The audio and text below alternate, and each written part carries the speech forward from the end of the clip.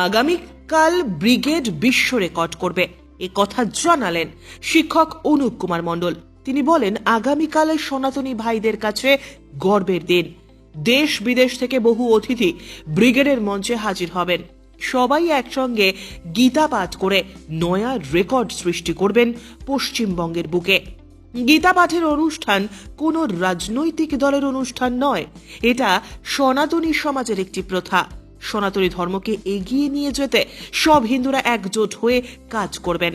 আগামীকাল শিক্ষক সমাজের বহু প্রতিনিধি উপস্থিত থাকবেন বলেও জানিয়েছেন অনুপ কুমার মণ্ডল। তিনি আরো বলেন, সনাতনী ধর্মে বিশ্বাসী সমস্ত শিক্ষকদের কাছে ব্রিগেডের মঞ্চে যাওয়ার আহ্বান রাখছে।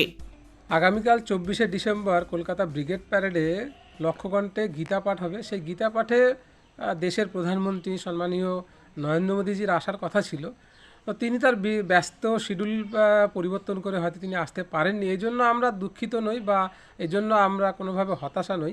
আমাদের সনাতনী ভাইরা যারা আছেন তারা প্রত্যেকেই আগামীকালকের এই লক্ষ্যকণ্ঠে গীতা পাঠে আমরা অংশগ্রহণ করব। আগামীকাল একটা বিশ্ব রেকর্ড তৈরি হবে যে গীতা পাঠে একসঙ্গে লক্ষ্যকণ্ঠে আমরা গীতা পাঠ করব। সেখানে বিভিন্ন দেশের প্রতিনিধিরা থাকবেন এবং দেশের বিভিন্ন প্রান্তের বিভিন্ন সাধু সন্তরা থাকবেন, মন্দির মঠের পূজারীরাও থাকবেন এবং আমরা সনাতনী যারা আছি ভাই বোনেরা তারা প্রত্যেকেই আগামীকালকের এই গীতা পাঠে আমরা অংশগ্রহণ করব। নরেন্দ্র মোদী আসলে আমাদের আরও ভালো লাগতো, কিন্তু তিনি ব্যস্ততম শিডিউল পরিবর্তন করে হয়তো আসতে পারেননি। আগামীকালকের এই গীতা পাঠে সকলে একসঙ্গে যাব এবং আগামীকালকের গীতা পাঠ আমরা সফল করব, এই অঙ্গীকার করি। ব্যুরো রিপোর্ট, উত্তরের প্রহরী।